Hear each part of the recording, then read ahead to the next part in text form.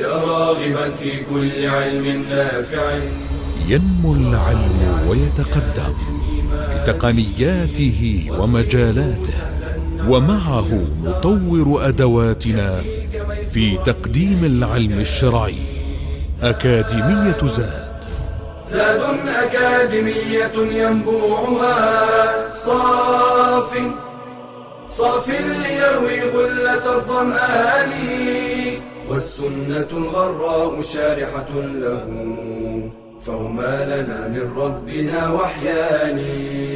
بشرى لنا زاد أكاديمية للعلم كالأزهار في البستان.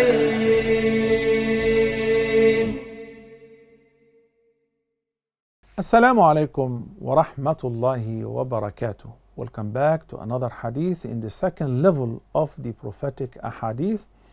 Today's hadith is the 10th in the series, and it's a sound hadith which is narrated by the great companion Anas ibn Malik radiyallahu anhu, and it is authenticated by the two great Imams Bukhari and Muslim. Hadith is very simple, brief. It represents the great eloquence of the Prophet sallallahu alaihi wasallam.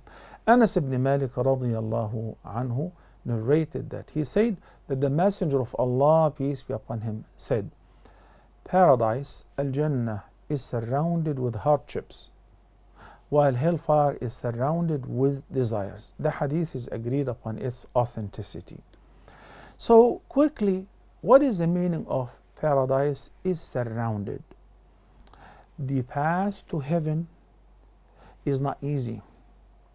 Rather, it is surrounded with do's and do not do's, with difficult duties. Waking up early morning in extreme cold weather, making wudu in order to go and pray Fajr in the masjid, fasting for 30 days, lowering your gaze even though it is very attractive and it makes you happy.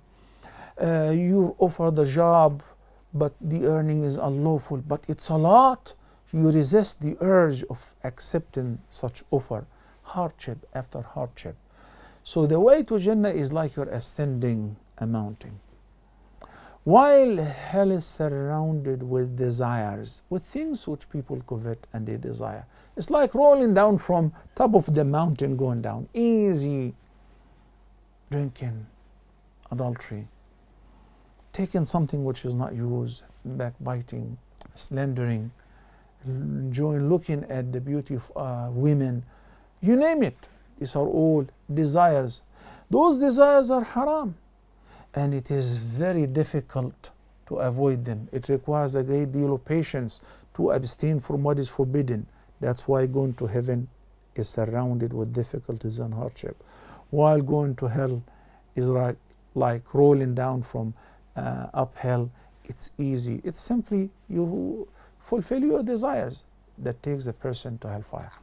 This hadith, brothers and sisters, is a great representation of jawami'u kalimihi sallallahu alaihi wasallam, the concise speech of the Prophet sallallahu alaihi wasallam. You know, Ibn Hajar al-Asqalani radiyallahu anhu says, this is an example of the Prophet's concise speech and sublime eloquence in condemning desires, even though people are naturally inclined towards them, and urging them to persist in doing acts of obedience, acts of worship, even though they may resent that and they find it difficult. So the Prophet ﷺ brought to the attention of the entire Ummah that entering Jannah is not easy. It requires passing so many obstacles, overcoming many hardship and difficulties, while going to hellfire is simply by complying with one's desires, whims, and lustful desires. May Allah the Almighty protect us against that. So here, in this hadith, and before I delve into the meaning of this hadith, I would like to bring to your attention that there is another hadith in which Nabi sallallahu alayhi wasallam stated a very interesting story that was before our creation. When Allah the Almighty created both heaven and hellfire, He sent Angel Gabriel, peace be upon him, to check them out. So when Angel Gabriel visited heaven, he returned to Allah and he said, "Wow, I swear to your honor and majesty, no one would ever hear about it and what you have prepared for the good doers in it, but rather will enter it. It's so attractive, it's so beautiful. In it there is what no eye have ever seen, what no ear have ever heard of, even what have never crossed anybody's mind.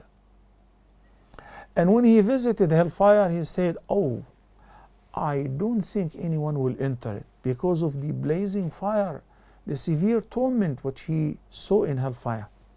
Then the Almighty Allah made some modifications on both heaven and hellfire.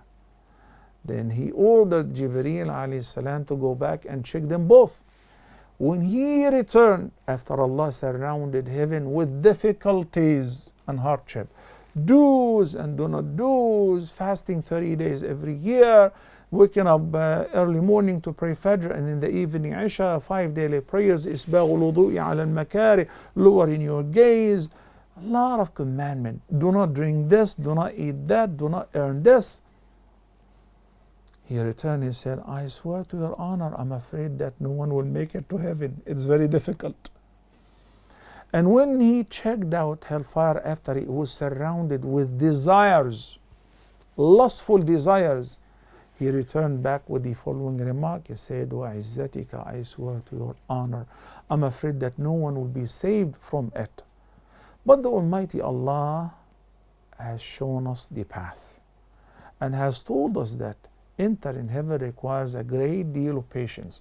Patience to abstain from what is forbidden. Patience to observe what Allah has commanded. Patience upon being afflicted with trials, tribulations, and calamities, and not objecting to Allah's decree.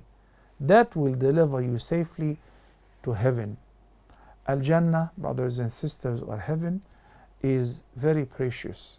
The Messenger of Allah said, indeed, Allah's commodity is very valuable and expensive. Indeed, Allah's commodity and what He is offering is heaven. While going to hellfire is simply lose your tongue. You know, the Messenger of Allah, peace be upon him, said, if you guarantee two things for me, guarding two things for me, I will stand surety for you to enter heaven. Guard this, what is between your jaws, the tongue. And guard this, what is between your thighs, the private part. If you guard these two, if you remain chaste, and if you control your tongue and what you say, I will stand surety for you to enter heaven. So now we comprehend the meaning of Jannah and Nar. And we know that everything has a price. When you abstain from what you desire, if it is forbidden, this is not for free. There is a price for it. When there is a job which the salary is very tempting, but you decline it because you know it is haram, the Almighty Allah not only will reward you in the hereafter, but also will compensate you in this life by giving you a better income, a greater revenue, but from halal. MashaAllah. So what do we learn from this hadith? Number one, Al-Jannah can only be attained by means of patience, sabr. More than 80 times sabr was mentioned in the Quran. The word for patience is nothing less than heaven. Patience to abstain from what is forbidden, to achieve what is commanded, patience upon being afflicted with calamities that Allah the Almighty tested you with in order to make evident you deserve to enter Jannah. You are thankful to Allah the Almighty in either case. The path to paradise is urged, and it is sufficient it's sufficient to note that the Prophet ﷺ described by saying, paradise is surrounded with hardship. حُفَّتِ الْجَنَّةُ بِالْمَكَارِهِ. But those hardships may become easier to bear when one realizes that beyond them lies the great reward of entering heaven, which is indeed the ultimate success. This hadith urges us to pay attention to the consequences for it, toiling at, striving are followed by comfort and rest. Yep, indeed. Working hard in this life will secure you rest and comfort in paradise. Then they become easier to bear. So the wise person is the one who looks at the long-term benefit, does not look beneath their feet at their fulfillment of their desires like grass eaters. They look at the consequences. Also, we learn from the hadith that the one who calls people to the truth is constantly tested, is vulnerable to harm. So, as Almighty Allah stated in Surah Al-Asr, He said that all mankind are losers. إن الإنسان لفي خسر, except whom? Except الذين آمنوا, those who believed, وعملوا الصالحات, and they verified their faith by doing good righteous deeds, وتواصوا بالحق, and they enjoined one another to the truth, وتواصوا بالصبر, for requirements, and they enjoin one another to patience. Because the moment you decide to enjoin what is good and forbid what is evil, people are not going to leave you alone. You will be tested, you will be falsely accused, you will be opposed. But if you're doing this for the sake of the Almighty Allah, you realize that this is the mission of the prophets.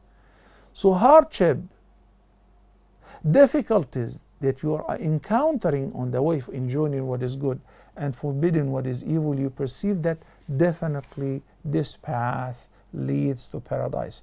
So you undermine the difficulties and hardships, and you understand that it's worth it to be tested and tried.